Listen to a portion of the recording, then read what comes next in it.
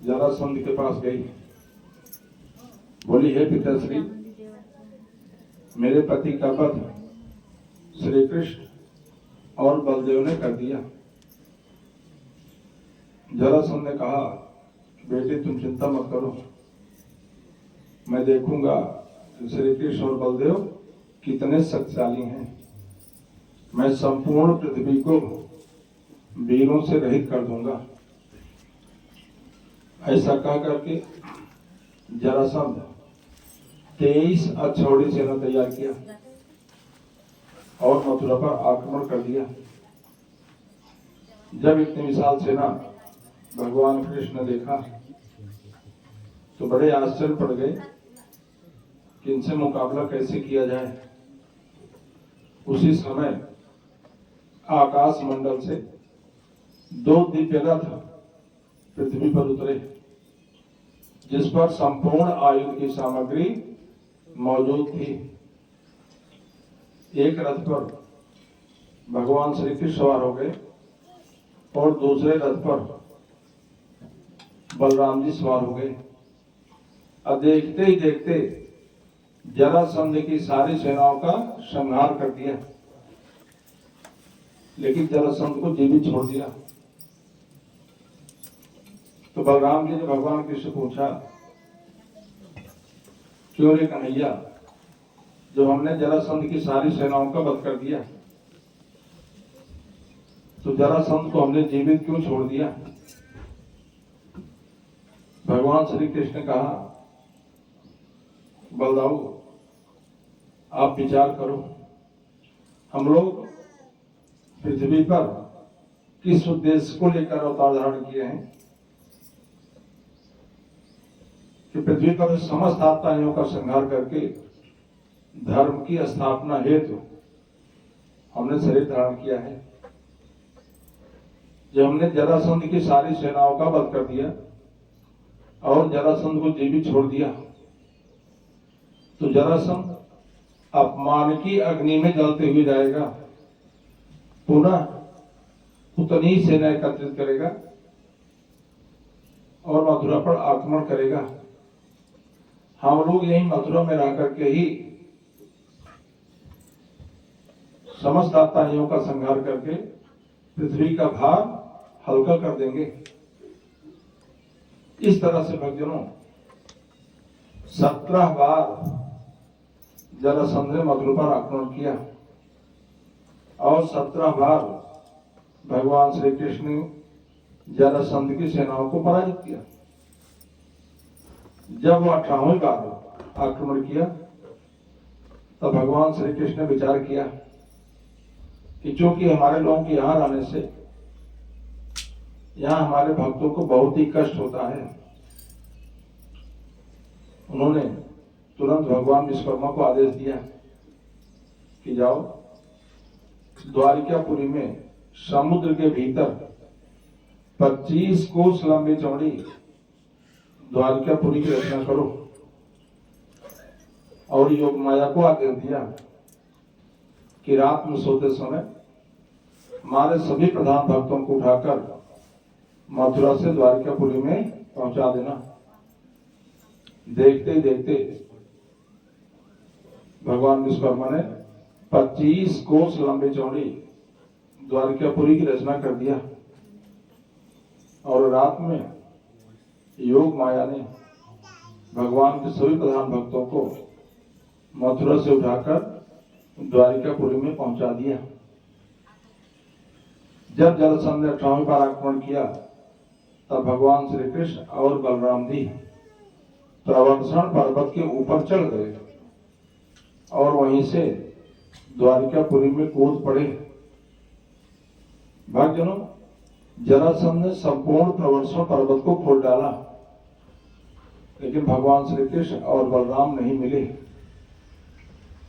तो उसने प्रवर्षण पर्वत में आग लगा दिया और ये सोच लिया कि श्री कृष्ण और बलराम इसी में जलकर मर गए होंगे और चला गया। प्रवर्षण पर्वत का मतलब क्या होता है?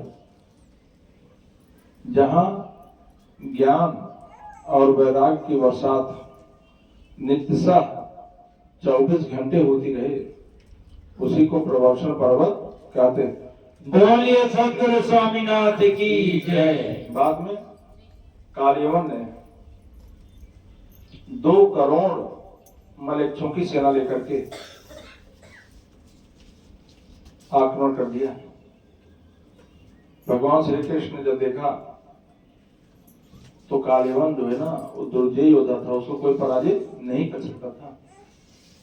तो भगवान श्री कृष्ण युद्ध नहीं लड़े, वहां से भागना शुरू कर देते हैं और पीछे पीछे कालियवन दौड़ाता जाता है। भगवान कृष्ण को लड़काता है, अरे श्री कृष्ण, हमने तुम्हारी वीरता के बहुत चर्चे सुने हैं, तुम तो योद्धा हो, आओ मुझसे युद्ध करो। लेकिन भगवान पीछे मुड़ देते थे और मुस्कुरा देते थे और भागते रहते थे। यही भगवान श्री कृष्ण युद्ध नहीं लड़े, भागे हैं, इसलिए भगवान श्री कृष्ण का नाम क्या पड़ गया? रणछोड़ राय।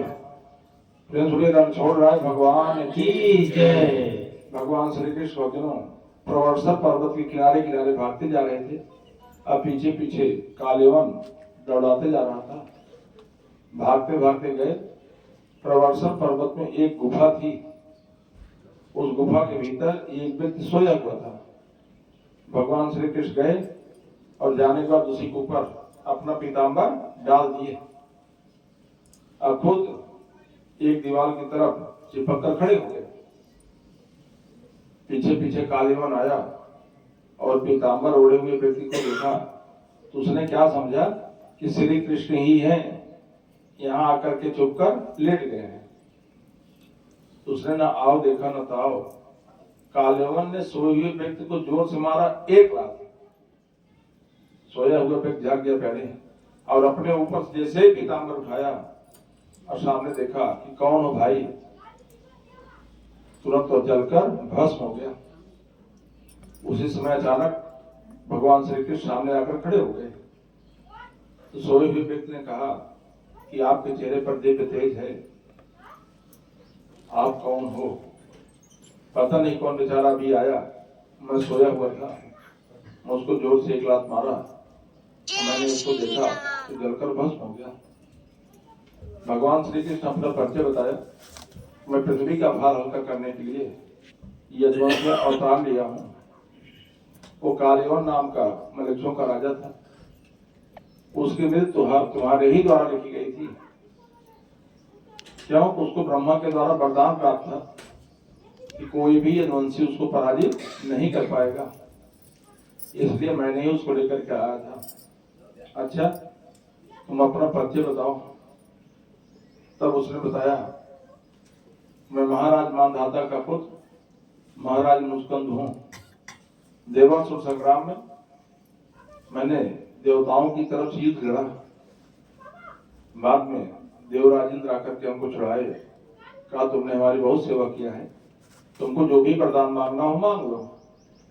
तो हमने कहा कि मैं युद्ध करते करते थक गया हूँ, अब मैं विश्राम करना चाहता हूँ। देवराजेंद्र ने कहा जाओ तुम विश्राम करो, और जो भी तुमको जगाएगा और तुम देखोगे तो भस्म हो जाएगा। तब भगवान श्री कृष्ण का तुमको जो भी वरदान मांगना हो मांग लो। कहा अगर आप वरदान देना चाहते हो तो आप यही वरदान दो, मैं जब चाहूं तब आपका दर्शन मिले। भगवान कृष्ण का देखो, आप इस जन्म में तुमको हमारा दर्शन नहीं मिलेगा। क्यों? कि महाराज मुस्कुंद जो थे भक्तों, युवावस्था में बड़े ही कामी और क्रोधी थे, व्यसनी व्यक्ति थे।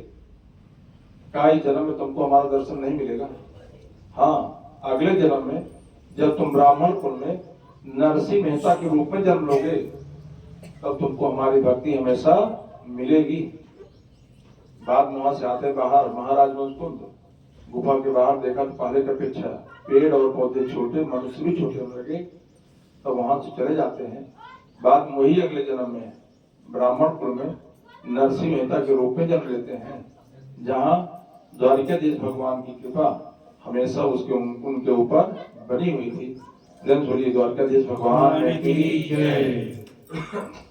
इसके पश्चात भगवान श्री कृष्ण के विवाहों का वर्णन आता है। भगवान श्री कृष्ण जाते हैं विदर्भ देश के राजा भीष्म की पुत्री रुक्मणी का हरण करके आते हैं और गंधर्व रीति के साथ उनके साथ विवाह करते हैं। वास्तव में हरण करके विवाह करना राजपूतों में एक आदर्श विवाह माना जाता है। बाद में कालिंदी, मित्रविंदा, सत्यभामा, यमुने, रोहिणी, सत्या और राधिका 8 पटानियां। नारद जी के द्वारा पता चला कि भौमासुर नाम का राजा 16,100 राजकुमारियों को अपने यहाँ कैद करके रखा है और वो उनके साथ सामूहिक विवाह करना चाहता है। लेकिन वे सब आपकी वीरता की चर्चा सुन करके आपको अपना पति स्वीकार कर चुकी हैं, इसलिए आप जाओ और उनको मुक्त करा करके उनके साथ सामूहिक विवाह करो।